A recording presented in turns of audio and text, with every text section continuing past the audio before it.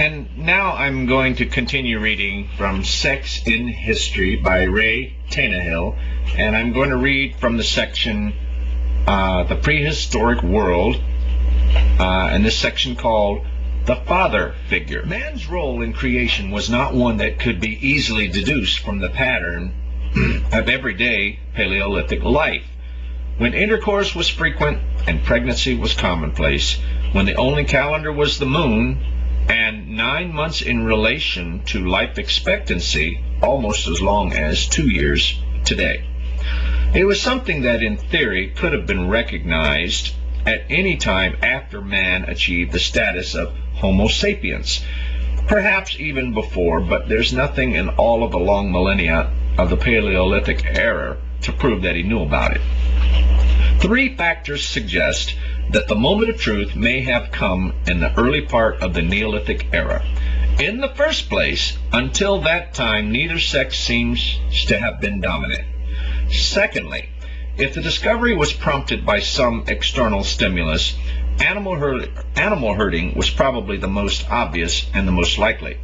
Livestock domestication began either with goats or more probably sheep, and the first farmers soon learned that segregated ewes produced neither lambs nor milk. Introducing 1 or 2 rams to the flock, however, brought spectacular results. For the first time, man was watching the same individual animals every day, all the year round, and he could scarcely fail to note the relatively constant length of the interval that elapsed between a ram servicing a ewe and the ewe dropping her lambs. What must have been traumatic, in the full psychoanalytical sense, was not only the discovery of the male contribution to procreation, but its potential scale. A single ram could impregnate more than 50 ewes. With power comparable to this, what else could man not achieve? The third factor, the most problematical, yet in many ways the most convincing, is that, quite simply, something happened during the mysterious 7,000 years of the Neolithic in the Near East to change man from a more or less equal partner in human society into an acknowledged despot. His control over food and draft animals had something to do with it. So had his leisure to think. So also his role as warrior and protector. But if these had been the only bricks that went into the building, the edifice of male supremacy that was raised during the Neolithic Revolution could never have presented such a smooth and monolithic face. The men who emerged from the Neolithic into the period of recorded history had the kind of assurance, arrogance, and authority that sprang not from useful toil, not from knowledge of a good job well done, but from the kind of blinding revelation beyond argument, beyond questioning, that was later to be experienced by the prophets of the Old Testament and the saints of the New. Was it that, discovering their own crucial role in an area where man's potency had always been denied, that they had overreacted? On a more specific level, it was now possible for a man to look at a child and call him my son, and to feel the need to call a woman my wife. Whatever the marital custom before that time, monogamy, polygamy, polyandry, after it, woman's sexual freedom began to be seriously curtailed.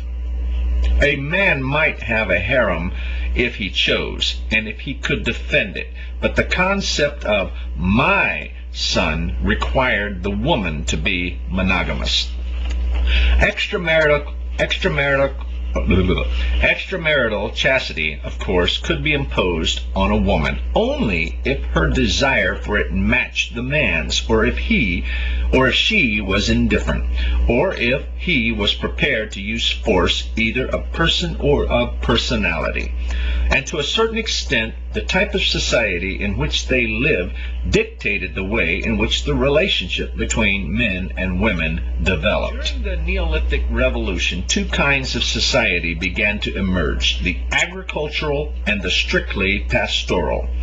Agricultural immobilized the communities that depended on it, tying them to their cultivated land and later to the waters that irrigated it. Their primary foodstuff was the product of the fields. Livestock were secondary. In this kind of society, man's work role was important, but not at first more important than woman's. In time, however, the balance began to shift. When cattle were domesticated somewhere around 6000 BC, man learned to castrate the bull and use it as a draft animal. Humanity's first power tool, as revolutionary in its ways as the first steam locomotive.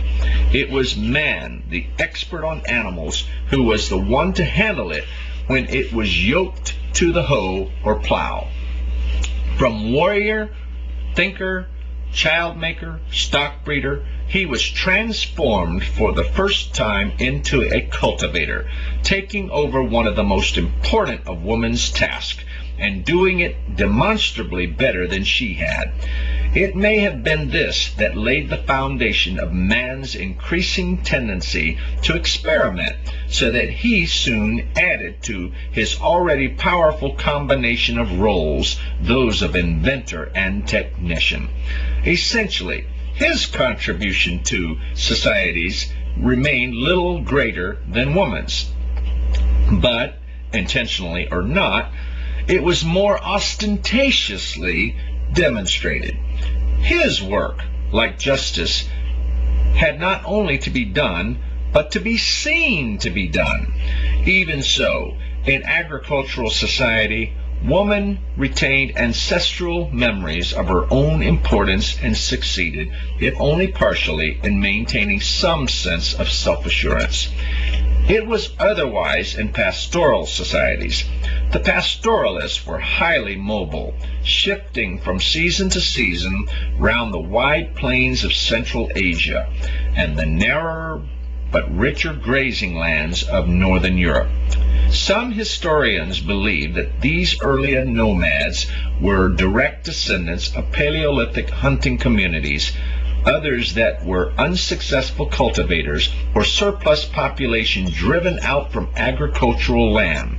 But whichever was the case, they were wholly dependent on their flocks and on the men who reared and tended them.